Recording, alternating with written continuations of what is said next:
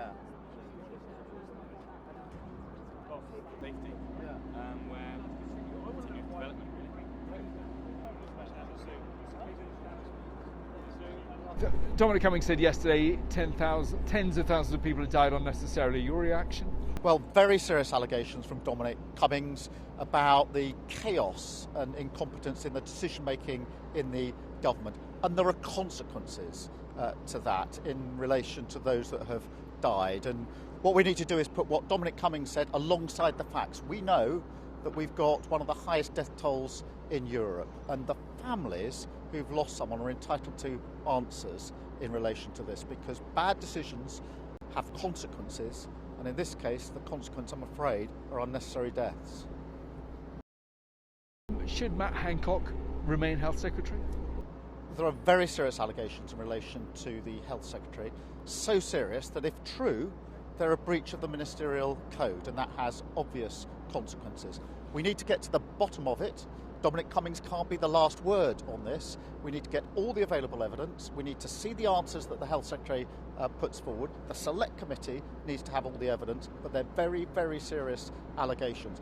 They paint a picture that actually leads to the Prime Minister, and the buck stops with him.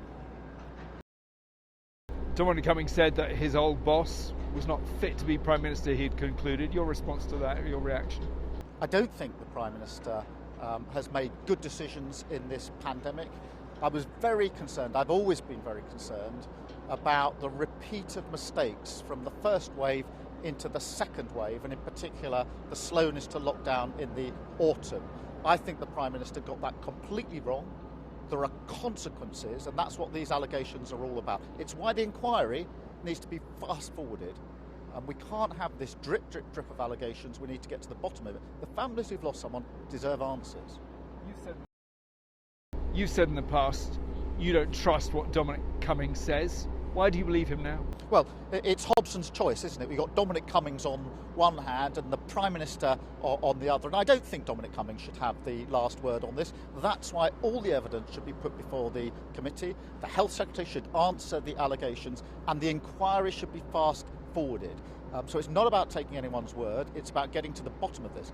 I'm afraid we do also have to look at the other evidence. We know that people were discharged from hospitals to care homes without tests. We know that protective equipment didn't get to the front line on time, and we know that the Prime Minister was slow to lock down, particularly in the autumn, and we know that the consequence of that was the highest death toll in Europe. So this needs to be seen in its context, but it's a very, very serious situation.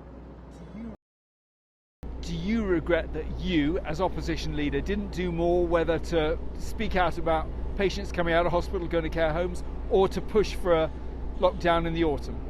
On patients coming out of hospital into lockdowns, if I remember rightly, that was my first question to the Prime Minister as the new leader of the opposition.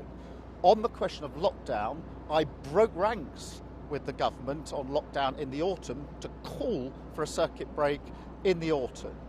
The Prime Minister ridiculed that, only then to follow suit a few weeks later. So where it has been right to support lockdown, we've done that, but have we challenged them on that? You bet we have.